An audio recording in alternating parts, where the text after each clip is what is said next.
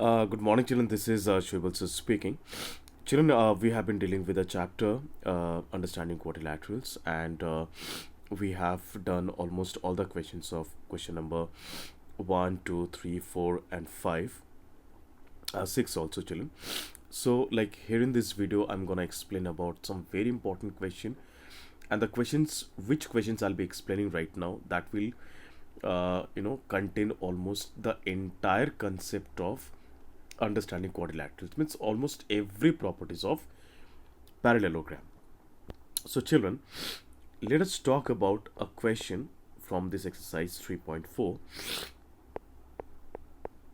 Exercise 3.4,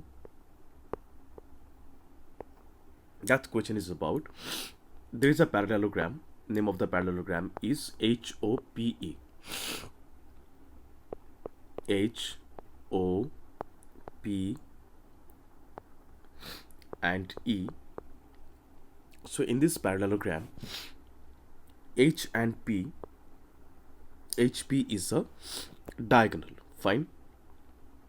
Here is one angle. The measure of this angle is 40 degree. Measure of this angle is Z. Measure of this angle is 70 degree.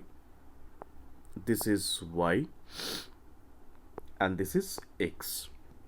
What we need to do, children, we need to calculate all the measures of this parallelogram X, Y, and Z. Okay. So now children, here is X, here is Y, and here is Z. Okay. What are the measures of these angles? Children, if you look closely, we can find one triangle over here. HPE triangle. Okay. And there is one side is measuring PO, and here is one angle is 70 degree. Okay, children. We know that on a straight line, the adjacent angles, the sum of the adjacent angles makes always 180 degree. So if the measure of this angle is 70, the measure of this angle will be 110 degree. Okay, because sum of these two angles will be making always 180 degree. We know from the property of parallelogram that opposite angles are always equal. So if this angle is 110, the value of X has to be 110, because angle X is just opposite of vertex O. So here is vertex O. Vertex O is holding the angle of 110 degree, and X is just opposite of it. So the measure of X will be 110 degree only. Fine. So now children, I got one measure of the parallelogram. Angle X is 110 degree. Now, if you look at this triangle HPE, if you look at, let me draw the figure once again, it will be more clear. So if we look at this triangle, it is H, this is O, this is P, and this is E. If we look at, this one was 110, this is X, and the measure of this angle was given 40 degree. If you look at this triangle HPE, one angle is X, that is 110 degree. Fine. This angle is 40, and we don't know the measure of this angle. Okay.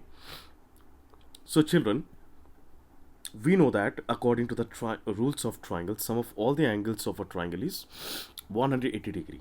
Fine. So X plus 40 plus, if I consider this angle as suppose A, the sum will be 180. Fine. Yes or no? So X is 110 plus 40 plus A is equal to 180. So naturally 110 plus 40 is 150 plus A is equal to 180. So from A, if I transpose this 150 to the right hand side, it's going to be 180 minus 150, resulting 30 degree. Okay, no issues. This angle is 30 degree. Okay. Now children, there is one more angle that is to be found. That is y. What is y? Children, this side HE and this side OP, they're parallel, and HP is a common transversal. I repeat, this is HE and this is OP, and HP is a common transversal, and we know that the angles what gets formed between two parallel lines by the transversal, common transversal, they're always equal in measure. That we have learned in class 7, that alternate interangles are always equal in measure. So if this angle is 40 degree, so this angle y, will also be 40 degree, because this particular angle measuring 40 degree and angle y, they are alternate interior angles. Let me make it more clear, children, by drawing one figure. Suppose this is name of this line is AB, and there is another line that is CD, and AB and CD are suppose parallel. So if I draw one common transversal, so this angle and this angle, they are alternate interior angles and they must be equal. If they are equal, then only these two lines are parallel. If they are not equal, if they are not equal, the alternate interangles will not be equal. They will also be unequal. If it is 30 degree, children, this angle will also be 30, because it's a rule of parallel lines by the common transversal. Understand, children? So this concept will be needing throughout your means class 8 as well as higher classes, because we'll be dealing with more geometrical concepts of parallel lines and all in higher studies, higher classes as well. So I want you to find out all these angles using this concept, concept of alternate interangles. And please try out this sum. Next questions are pretty similar with this sum. You will just practice this question, you will try this out, you will try to solve, and you will submit in the Google Classroom. If you get in difficulties to solve, please let me know, feel free to speak. Till then, thank you so much. Bye bye, take care, have a nice day.